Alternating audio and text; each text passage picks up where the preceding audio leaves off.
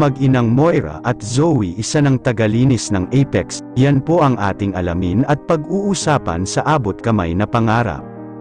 Kung ayaw talaga ng tao sa isang taong hindi niya tunay na anak ay gagawa talaga ito ng paraan upang mapaltalsik ang babae. Matagal na niyang gustong paalisan tulad na lang kay Annalyn na gusto talaga ni Doc Carlos na paalisan siya doon sa kanyang pamamahay upang silang dalawa na lang ni Lynette ang magkasama doon. Kung baga gusto niya palabasin si Annalyn para hindi niya malalaman ang kanilang pag-aaway na mag-asawa.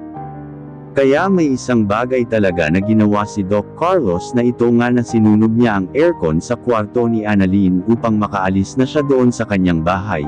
Pero nabigo pa rin siya mga kapatid dahil okay lang daw kay Annalyn na doon na sa sala siya matutulog. Kaya hindi ni Annalyn sinunod ang utos ni Doc Carlos sa kanya na umuwi muna ito pang samantala upang hindi pa daw naaayos ang aircon na nasunog.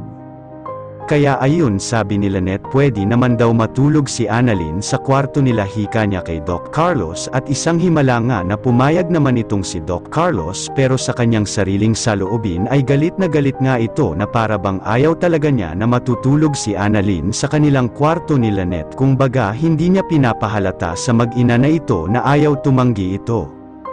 Mga kapatid, sa mga naganap nga na episode sa Abot Kamay na Pangarap ay nabuking na nga ng pamilyang Tanyag na si Zoe ay nagdududa na talaga si RJ Tanyag na hindi niya ito kadugo dahil may pinaplano ang pamilyang Tanyag na magpa-DNA test ito para malaman na talaga ang katotohanan sa pangluluko ng mag-ina na ito na sila Moira at Zoe dahil gusto nila ang kinin ng Apex Hospital para sa kanilang pangluluko kay RJ Tanyag.